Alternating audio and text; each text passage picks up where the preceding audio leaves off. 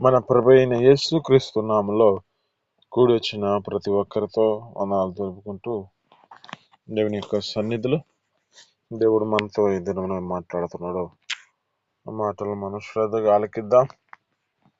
దేవుని యొక్క లేఖనాలు బట్టి చదువుతున్న మాటల్లో జ్ఞాపకం చేసుకుంటే, సామెతల గ్రంథం 19వ అధ్యాయము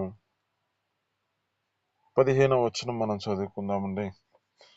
సామెతల గ్రంథం 19వ అధ్యాయము 15వ వచనం.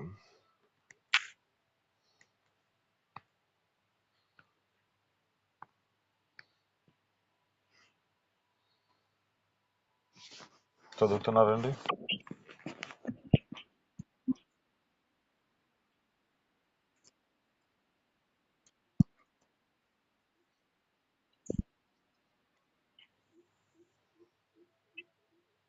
సామెతలు 19:15.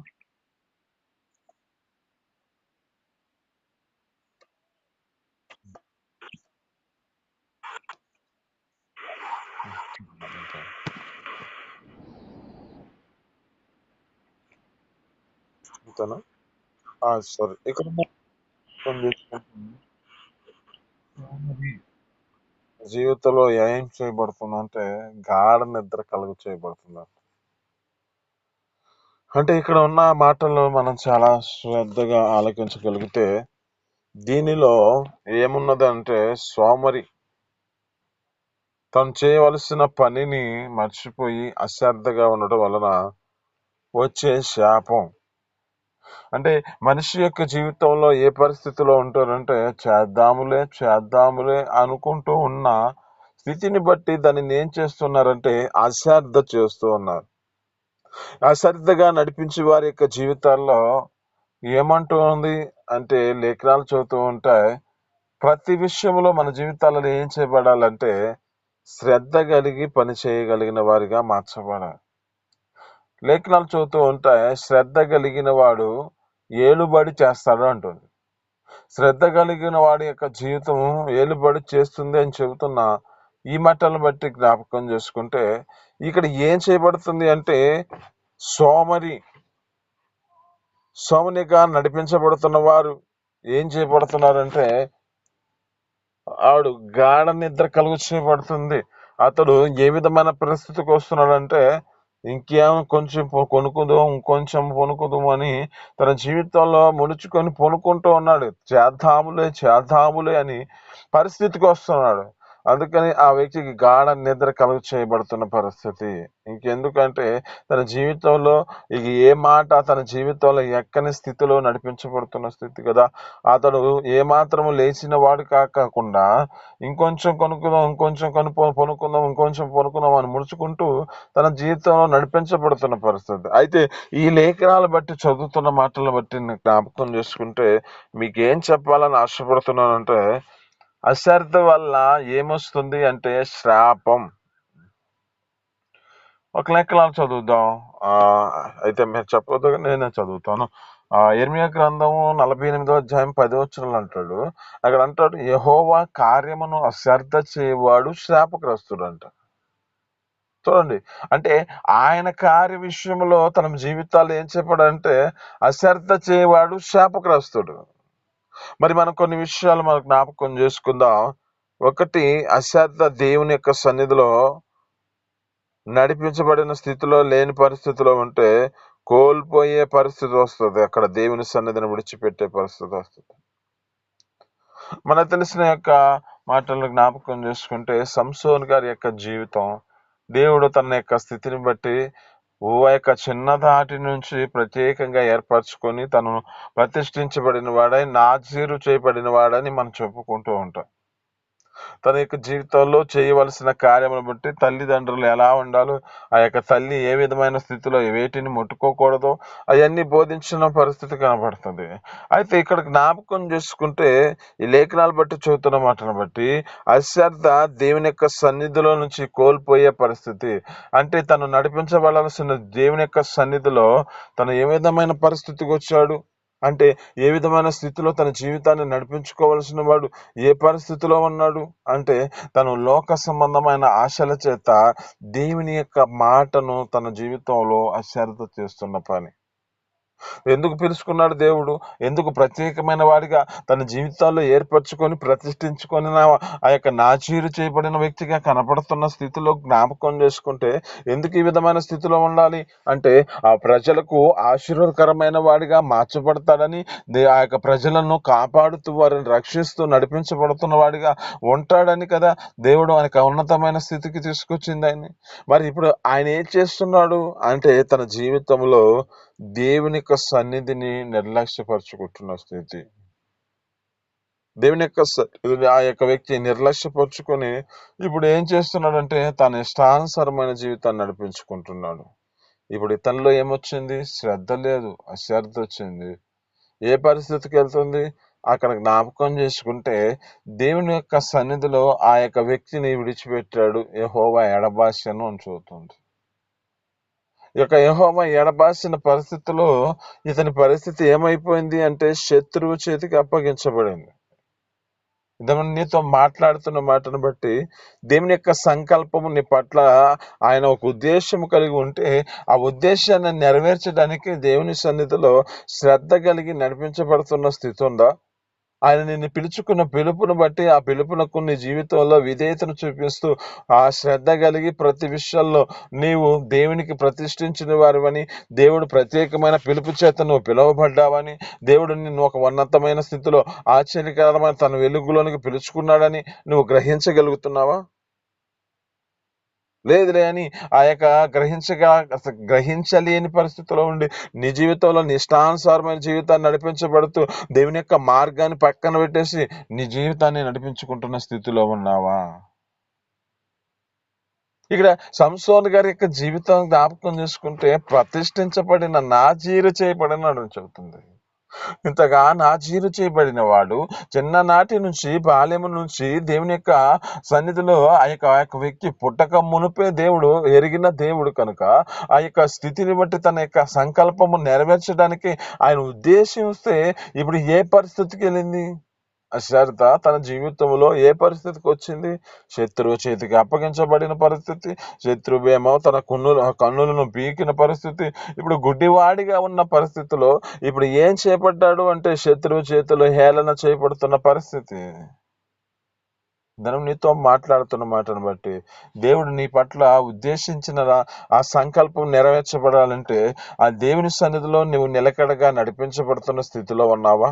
ఒకటి. రెండు, మనకు జ్ఞాపకం చేసుకుంటే అశ్రద్ధ ఏం చేయబడుతుందంటే ఆత్మీయత అధికారాన్ని కోల్పోయే పరిస్థితి తీసుకొస్తుంది. ఒకటి, అశ్రద్ధ దేవుని సన్నిధిలో లేకుండా కోల్పోయే పరిస్థితి వస్తుంది. రెండు, మన జీవితాల్లో ఆత్మీయత స్థితిలో ఎదుగుతున్న మన అధికారము చేత నింపబడిన స్థితిని నుండి కోల్పోయే పరిస్థితి వస్తుంది. మనకు తెలిసిన మాటలు జ్ఞాపకం చేసుకుంటే ఏలి ఏలి అని ఒక ప్రవక్త ఉన్నాడు. ఈ ప్రవక్తను జ్ఞాపకం చేసుకుంటే సమూయేలు గ్రంథంలో మొదటి సమూయేలు గ్రంథంలో కనపడతారు. అక్కడ ఆ యొక్క వ్యక్తిని జ్ఞాపకం చేసుకుంటే ఆ వ్యక్తి ఒక సేవకుడిగా నడిపించబడుతున్నవాడు.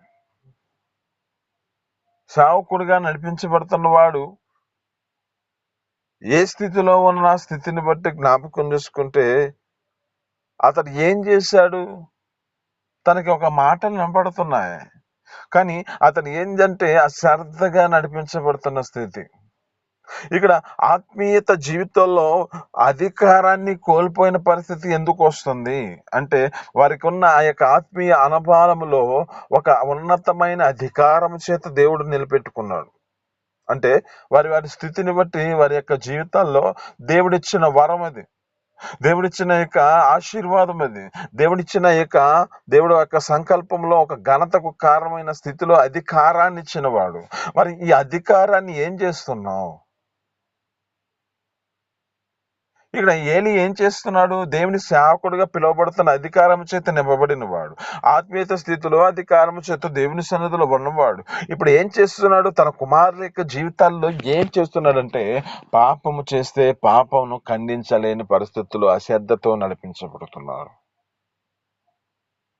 ఆ పాపాన్ని అడ్డుకోకుండా ఆ యొక్క వ్యక్తి ఏ విధమైన స్థితికి వస్తుందంటే, అక్కడున్న స్థితిని బట్టి అశ్రద్ధ చేత నింపబడిన పరిస్థితి.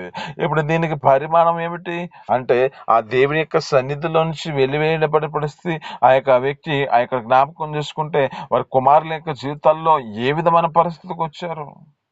ఏ విధమైన పరిస్థితులకు వచ్చారంటే, వారి వారి జీవితాల్లో జ్ఞాపకం చేసుకుంటే, వారు చేసిన దోషము వారిని మరణానికి తీసుకెళ్ళింది. ఆత్మీయత స్థితిలో మన జీవితాలు మనకిచ్చిన అధికారాలను మనం కాపాడుకోవాలి.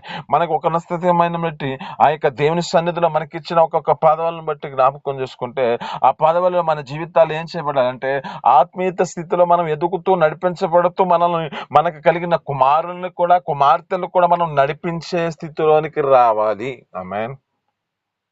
ఒకటేమో వ్యక్తిగత జీవితం, 2 ఈ యొక్క కుటుంబ విషయములో మన జీవితాలు ఏ విధమైన పరిస్థితుల్లో ఉంటున్నాయి. మనకు కలిగిన వారిని మనం దేవుని సన్నిధిలో ఆ యొక్క ఆత్మీయత అధికారములో మన జీవితాలు నడిపించబడుతున్నప్పుడు, ఆ యొక్క అధికారంలో ఉన్న మన స్థితిని బట్టి, మనల్ని మన యొక్క స్థితిని బట్టి, మన కుటుంబాలను మనం హెచ్చరిస్తూ దేవుని సన్నిధిలో నడిపించగలుగుతున్నావా? లేక అశ్రద్ధ చేత వస్తారులే, ఇప్పుడు కాదులే, కుమారులు ఇప్పుడు కాదులే, ఇంకా వయసు ఉందలే, ఇప్పుడు ఏం చేస్తున్నారంటే, చేసేవాడిని అంటే దేవుని యొక్క సన్నిధిలో రక్షణ పొందుకునే వాడినేమో ఇప్పుడే ఎందుకు, ఇంకా వయసు ఉందలే. చూడండి, ఎవరో దేవుని సన్నిధికి వెళుతున్న ఆత్మీయత స్థితిలో ఎదుగుతూ నడిపించబడుతున్న వారే ఇప్పుడే ఏం కాదులే, ఇంకా తర్వాత ఆ తర్వాతే వారి జీవితాల్లో ఏమైపోతుందంటే, వారు రక్షణ తీసుకోకుండా మరణిస్తున్న పరిస్థితులు.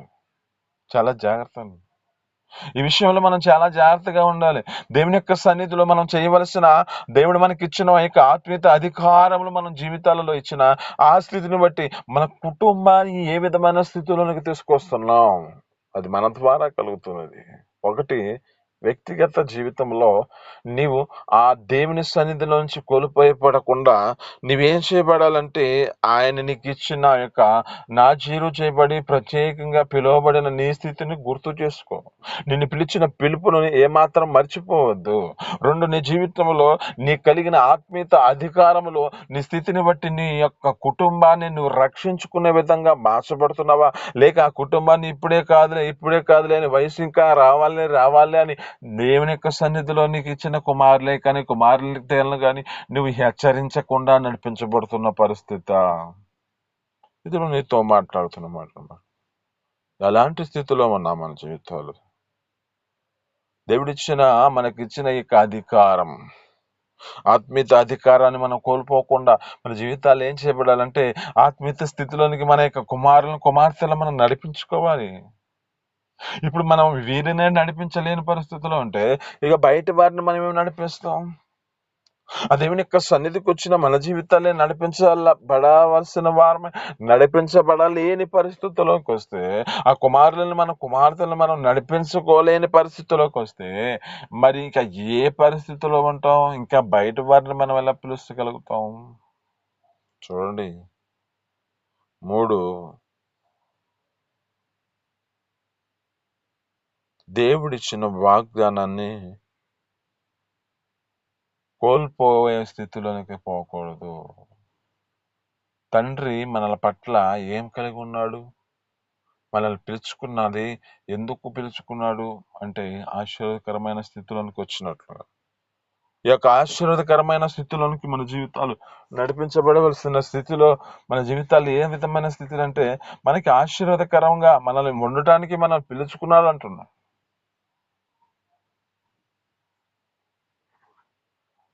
అయితే ఈ ఆశీర్వాదకరంగా ఉండవలసిన మన జీవితాల్లో ఏం చేయబడాలంటే, తండ్రి చేసిన వాగ్దానం కొరకు మనం ఏమాత్రం దానిని నిర్లక్ష్యపరచుకోకూడదు. తండ్రి ఏం చేస్తున్నాడు? ఆశీర్వదిస్తా. తెలుసుగా మనకు వాక్యం. తండ్రి ఆ యొక్క ఇస్సాకు తన యొక్క కుమారుడిని పిలిపించి కుమారుడితో మాట్లాడుతున్నాడు, నీవు వెళ్ళి నాకు భోజనం సిద్ధపరచు, నేను ఆహారం సిద్ధపరిస్తే నేను అది తిని నిన్ను ఆశీర్వదిస్తాను అంటున్నాడు. అంటే ఇక్కడ తండ్రి ఏం చేస్తున్నాడు? ఒక వాగ్దాన రూపముగా ఆజ్ఞిస్తున్నాడు, నీవు వెళ్ళి నాకు తీసుకొచ్చిన ఎడలా నేను అది తిని నిన్ను ఆశీర్వదిస్తాను. దేవుడిచ్చిన ఆశ్రద్ధ, దేవుడిచ్చిన వాగ్దానము, మనం వాగ్దానాన్ని ఏం చేస్తున్నాం? దేవుడిచ్చిన వాగ్దానాన్ని నువ్వు నిర్లక్ష్యపరుచుకుంటున్నావా? ఇక్కడ ఈ యొక్క యేషయా యొక్క జీవితంలో జ్ఞాపకం చేసుకుంటే తన జ్యేష్ఠత్వపు హక్కుని అమ్మివేసుకున్నవాడిగా కనపడతాడు. ఇతడు ఏం చేస్తున్నాడు? ఒక కూటి కొరకు, ఒక పూట కూటి కొరకు. హెబ్రీయులకు రాసిన పత్రికలో అంటాడు 12వ అధ్యాయంలో 16వ వచనము, అక్కడ అంటున్న మాటలు జ్ఞాపకం చేసుకుంటే ఏమంటాడంటే, ఒక పూట కూటి కొరకు జ్యేష్ఠత్వపు హక్కుని అమ్మివేసిన ఏశావు వంటి భ్రష్టుడైనను వ్యభిచారినైనా ఉండునేమో అని జాగ్రత్తగా చూచుకోండి అంటున్నాడు. ఏంది భ్రష్టత్వం? ఏమైంది? వ్యభిచారి ఏంది? ఏ విధమైన పరిస్థితికి వచ్చాడు ఈ వ్యక్తి? తండ్రి చేత పిలువబడిన వాడే, తండ్రి వాగ్దానం చేశాడే, తండ్రి చేసిన వాగ్దానం నెరవేర్చబడాలి కదా. మరి ఈ పట్ల ఈ యొక్క వ్యక్తి ఎందుకు ఈ విధమైన పరిస్థితుల్లోకి వస్తున్నాడు? భ్రష్టుడుగా, వ్యభిచారిగా ఈ యొక్క వ్యక్తి ఎందుకు మార్చబడ్డాడు? అంటే దేవుడు చేసిన వాగ్దానాన్ని నిర్లక్ష్యపరుచుకుంటూ నడిపించబడుతున్న స్థితి. తండ్రి చెప్పిన మాట ప్రకారము తన జీవితంలో ఆశీర్వాదం పొందాలని దేవుడు ఉద్దేశిస్తే, ఇప్పుడు తండ్రి వాగ్దానం మన పట్ల నెరవేర్చాలంటే మనం ఏం చేయబడాలి? ఆయన చెప్పిన మాట ప్రకారం మనం నడిపించబడితే మన పట్ల ఆ వాగ్దానం నెరవేర్చబడుతుంది. మరి వాగ్దానం నెరవేర్చబడకుండా ఉండటానికి కారణం ఏమిటి? మన నిర్లక్ష్యమే. దేవుడు ప్రత్యేకముగా మన జీవితాలను ఆశీర్వాదముకును వారసులుగా అవ్వటానికి మనల్ని పిలుచుకున్నాడు, కానీ మన శాపగ్రస్తమైన వారిగా మార్చబడటానికి కాదు కదా. మొదటిగా సృష్టించబడిన వారి జీవితాల్లో ఆదాము అవల యొక్క జీవితాలు ఏ పరిస్థితుల్లో ఉన్నాయి? వారిని ఆశీర్వదించాడు కదా. ఆశీర్వాదానికి వారు వారసులుగా మార్చబడ్డవారు కదా. వారికి చేసిన వాగ్దానం పరకడం, ఆ వాగ్దానం పట్ల వారు నెరవేర్చబడుతున్న స్థితిలో ఉండవలసిన వారు కదా.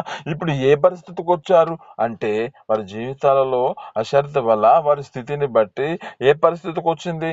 వారు తండ్రి చేసిన వాగ్దానాన్ని నిర్లక్ష్యపరుచుకుంటూ, తండ్రి చెప్పిన ఆజ్ఞ ప్రకారం నడిపించబడలేని పరిస్థితులకు వచ్చి, ఇప్పుడు వారు వెలివేయబడిన పరిస్థితికి వచ్చి శాపగ్రస్తమైన మాటలు వినే పరిస్థితి వచ్చింది.